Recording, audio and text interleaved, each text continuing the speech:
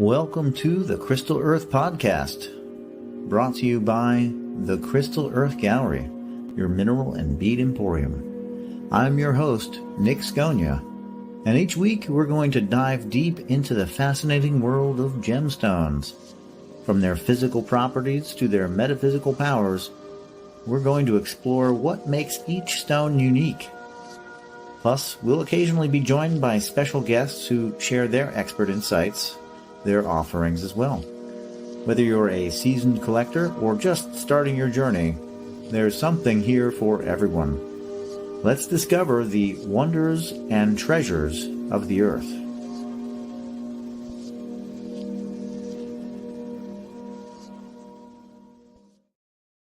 And welcome back to the Crystal Earth Podcast. Today we're going to be delving into agates. This is a big subject, and I've picked out a few, up to 10 agates to go over, the properties of these agates and how to ID them. I do want to implore you to subscribe to the show, help boost us in the algorithm by dropping us a comment of your favorite stone and maybe your favorite agate for this show. If you have a favorite agate, or the agate that is native to the area where you live. I live in Kentucky, so Kentucky agate is native to my area, and we'll be going over that as well in the list. So all about agates. One of the things about agate that I know from my business is if I don't know what somebody's presenting me and it has bands in it and it's translucent, I'm likely going to think it's an agate of some sort, but I may not know the location. And the locality of the agate is... it tells you a lot about what is their minerals that are present, like iron or manganese, that is becoming part of the stone when it's infused and solidified and turned into this agatization stone material. So we're going to go over the basics of agate and then the differences between agate, chalcedony, jasper, and what that terminology is. And then, of course, the metaphysical aspects of the different agates as well. So agate is a silica-based, a quartz-based mineral. This would be a lower order from chalcedony. So chalcedony would be above agate and jasper. If you don't know what you have, it's either a jasper or an agate. That's a common way to reference stones. It's likely a jasper or likely an agate. A jasper will be opaque, and it is also a chalcedony, but of the opaque variety, again, a quartz base. And agate would be the translucent variety, most specifically translucent with banding. And chalcedony is typically considered also translucent, but without banding. But it is of the chalcedony would be the next step up. And then from there, you'd have your quartz minerals. So when you see agate, a lot of times you'll see it with quartz crystal growing inside it or on the periphery of it.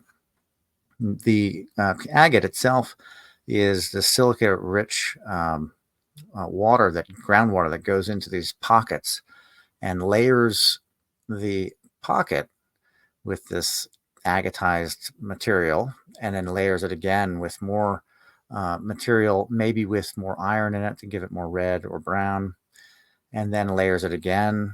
And then if there's a void in that space, through time, heat, pressure, you get crystals that'll grow in that void, or not always, but good chance. So you'll see a lot of geodes that are like an amethyst geode. You'll see it being rounded on the outside, and that is actually the shape of the stones, the cavity of the stone, where the agate went in and solidified the pocket of volcanic rocks, right? So silica rich, and it is formed through pressure and time, and of course with the minerals present, and then you get beautiful patterns and all that. And then agate's really known for the patterns. So what is the difference between agate, chalcedony, and jasper? That's basically a jasper is going to be opaque. You're not going to be able to see through it. Agate, you're going to have clarity, but you're going to have banding. and chalcedony is going to be clear. Not all clear stones are chalcedony, but in the case of what we're talking about, if it's chalcedony and it has that milky appearance, is usually what I tell. I say, that if somebody's asking, I say chalcedony has a milky look to it, or a hazy look, and it's translucent. When there's bands present, it's almost assuredly an agate, which is also saying it's a chalcedony. It gets a little confusing, but it's just the order of things: quartz, chalcedony, agate. So silicates like this, all quartz-based, we're dealing in the trigonal crystal system, and that's going to give us a personality and character to the stone. Okay, to agates in general, and we would also look to the color of the stone, the shape, and of course how it grows and all that, and the minerals present when we want to arrive at our metaphysical attributes for the agates. Now, I have a lot to go through as far as them. I did pick out 10, so we'll see if I can get through all of them. We have Blue Lace Agate, and I have a few to show for our show here today. So we have just examples coming from the internet of some of these really beautiful agates. So cue this up here. Okay, so there we have, we've queued it up for the pictures. We got Blue Lace Agate. It's a pale blue to deep blue, banded with white bands as well. Very striking, very beautiful. As you can see, these are polished, looks like polished points, and you have that negative space in there where the crystals are growing. That's that space inside the geode where the crystals are trying to go towards the center. Again, pressure, heat, and time is creating these wondrous creations. So again, layers of microcrystalline or microscopic crystals, okay, quartz crystals. The banding is fairly fine and very distinct with this blue color. And the blue is coming from manganese. That's the mineral that's interjected with the silica-rich groundwater to create the blue color, rather than it being just clear or transparent in transparent white or milkiness. The metaphysical keywords for Blue Lace Agate: communication, clarity, and calming. This is a calming gemstone, very useful for bringing about a calm state within somebody that has a bit of hypertension or anxiety. The elemental correspondence for Blue Lace Agate is water. You might think water, well, it would be a water sign. We're actually going to be sticking with the communication point. We're going to be going to the throat chakra, corresponds numerologically to number 5, and to Gemini, which would be the ruler of communication in this instance. So let's see what else we have here. We have our next stone, moss agate. One of my favorites. I love moss agate. The green dendritic appearance of what looks like moss or trees inside the stone. It can have a white base or matrix to it, and a lot of times that will be called tree agate. And then, of course, moss agate can be very translucent and fetch a nice price as well for really choice specimens with the moss inclusions or the dendritic inclusions. So with moss agate, we have manganese and iron oxides that will create these dendrites. The color green is coming from chlorite or hornblende. And for our metaphysical keywords, we're looking at growth. Think of moss. Think of abundance, green, prosperity, and a connection to nature. It corresponds to the element of earth, numerologically to the number 7, and astrologically to Virgo. That's moss agate. Now for our next one, really special. Anybody that knows this stone, feel free to comment if this is one of your favorites. This is a lot of people's favorite stone because of just how striking it is. Brown with this iridescent, rainbowy flash. It grows in botryoidal shapes. You can see those round bubbles. That's the botryoidal. It's basically chalcedony that grows like that. You'll see that a lot with carnelian, other chalcedonies. And of course, you have this this fine layer of iron oxide, just giving us this iridescence, this wonderful limonite appearance inside the stone, giving us a rainbow flash to it, which is just great. And a lot of really wonderful pieces I've seen out of Arizona, the fire agate. It can be expensive, depends on how brilliant the piece is. But you can also find them very inexpensively and get really nice pieces that are with a lot of rock, with a lot of base rock to it, or cabochons for jewelry. Now, the metaphysical terms for this one are going to be passion, creativity, and vitality.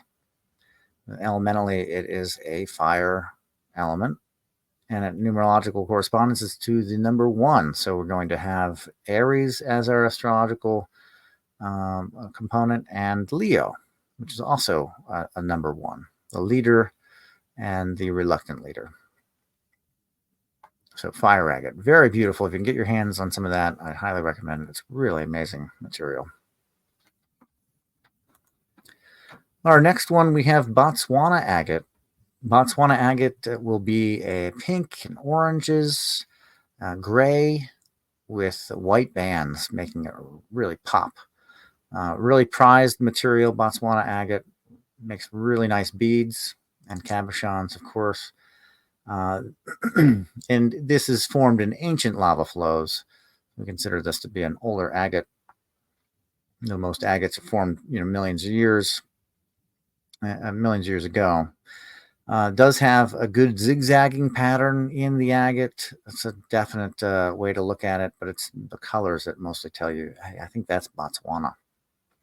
They don't have varying iron oxide content to a lesser or greater degree, giving this variable colors, shades.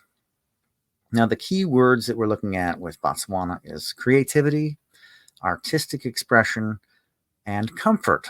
This is a stone that will put you at ease and put you in a state of relaxation. It elementally goes with earth. The numerological correspondence is with 7, and this time we are astrologically looking at a stone for Gemini. So that is Botswana agate. Now let's get to our next one. I really enjoy the name of this one, but it is also a beautiful formation of the agate. This is Crazy Lace Agate. Crazy Lace Agate has dynamic swirling patterns of various colors, and it's formed in volcanic vents. It is considered complex, hence the word crazy, and has swirling patterns due to the rapid mineralization. But there will be various mineral impurities causing the different color shades, and that would be, of course, iron and manganese are the 2 more common ones, oxides. The key words here for Crazy Lace Agate: joy, laughter, and positivity. It's a very potentially expansive stone. So therefore, we're looking at a element of fire, numerological correspondence of 3, and for this astrologically, Sagittarius. So think Jupiter with Crazy Lace Agate. Really beautiful stone. Now we did the moss agate with that green dendrites. Now we're going to go into the dendritic agate. Most specifically, it is the stone known for these beautiful patterns, the dendritic patterns of what looks like ferns or moss. This is a pretty nice specimen, and you'll have this almost scenic visuals. Now we will get into some really nice scenic jaspers when we get to picture jasper and jasper, but in the agate world, this is dendritic agate for me. This is really, really exceptional material. Love dendritic agate.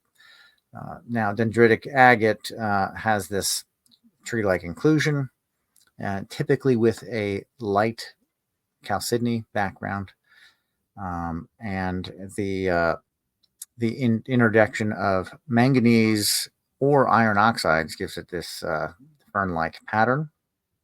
The colors come from the manganese oxide. The metaphysical key word for dendritic agate is patience, perseverance, and plentitude, having plenty. And what I think about dendritic agate, I think about harvesting, the process of growing seed from seed to harvest, and that's kind of how I think of it. So it's a stone that builds patience and builds the realization of waiting for the good things to come, for that which you have put down seed for. Elemental correspondence earth, numerologically corresponds to number 4, and astrologically to Virgo. It's a very earthy stone. Now we're going to get into a Lake Superior agate. Now this can have some really nice circular and orbicular patterns as well. This area is known for stuff you can find on the shoreline. It was pushed in by glaciers, and it has really beautiful banding of reds, oranges, and yellows. Very beautiful, very distinct, and lots of concentric circles. High iron content, giving it these red hues, and orange and browns. And now keywords, we're looking at grounding, stability, and strength. So this is a strong, powerful, and fortifying type of agate. It corresponds to earth. And number 6 for the numerological correspondence. And Taurus is the astrological sign for Lake Superior agate. This can be collected on the shores of Lake Superior, if you know what you're looking for.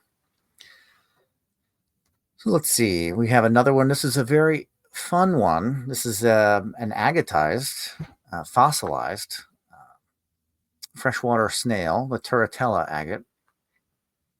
Now, these make really cool pendants. And also, when working with them, very good directive cardinal type of stones because of that shape, the shape of the shell. So typically brown or browns with the fossilized snail shell appearance in there, that diminishing spiral. It is a fossil-bearing agate, or what I like to call agatized fossil. And it can be one or more different types of fossils. But the brown coloration is typically thought to be from the organic material of the fossil, of the shells itself, or of the seabed even. The key words with most fossils is going to be ancient wisdom, and for the Turritella, it's survival and connection to the past. And that kind of goes with a lot of the organic fossil material because of its preservation of something from the past. So it's allowing us a pretty good view and a pretty good access point into the depths of time, let's say. Elemental correspondence earth, numerological correspondence 8, and like I said, it's a cardinal, it's a directive. Astrologically, it corresponds to Capricorn. And when you think about Capricorn, you think about 8 and earth, and you think about fossils, you think about time. So this is a stone that you work the clock with this material, this stone. So the Turritella agate, really neat. You can have some really nice cabs with just an isolated single fossil, which is really nice. Or you can have this more fossil bed or seabed of fossils in the cabochons. Very nice material. We're going to go into our Laguna agate now. Laguna agate, prized. Lots of really nice colors. As you can see, great variety. And of course, the shapes are really dynamic as well. This would be formed in rhyolitic lava flows, rhyolite. The banding is considered intricate, extremely fine banding. It can be about 140 bands per inch, which is just phenomenal. So very complex interplay. There's various mineral impurities that are causing the different colors, often resulting in the reds and oranges, which are typically prized with agates. Now, the metaphysical aspects for Laguna agate: balance, harmony, and integration. Elementally, it is to the fire element. Numerological correspondence is 11. And we will get into the octaves and the different numerological numbers in a different show, but this one goes to what is called a master number, number 11. And the astrological correspondence is Libra. So the ultimate sign of finding or seeking balance in all things, and harmony and integration. And when you think about the way that it grows, the way agate in general grows, layer upon layer upon layer. So you're able to work with this to uncover things in the depths. It's really wonderful for that aspect. Now we're going to go to where I live, Kentucky. This is not too far from here. This material is found and prized over the world. Look at that bright red. It's just amazing. The black central area, and then you'll have like black druzy crystals on the inside. Just beautiful. You also have oranges and yellows as well, with concentric circles, and not too unlike the Lake Superior.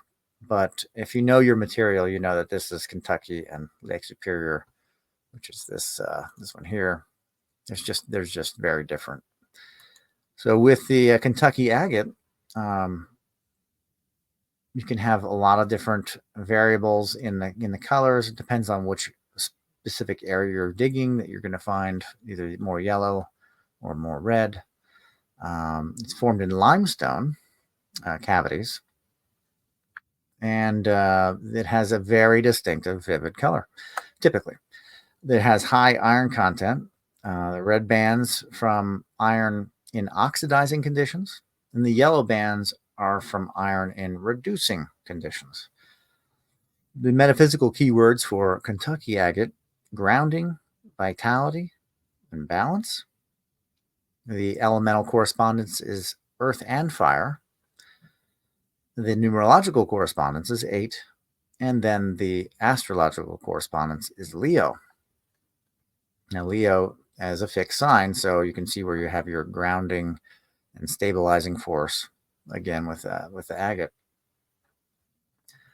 And of course, with all with all the agates, you're going to be, and here's one I have sitting here.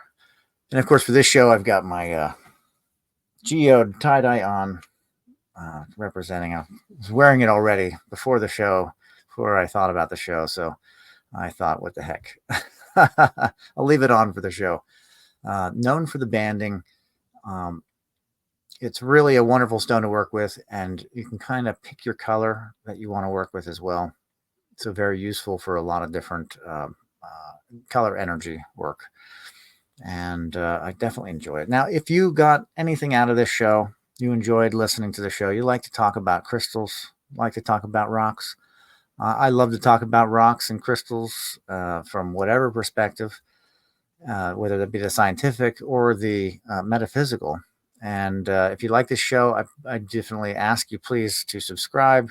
Let's keep the show alive. I'm on my way to my first 100 followers with your help. So let's go on and let this ride and see where we can take it. And let's bump crystals up in the algorithm. And hopefully we all have learned something with the information for agates. In researching it, I learned more about agate than I knew. And I hope that I put that out in a way for you that you learned as well.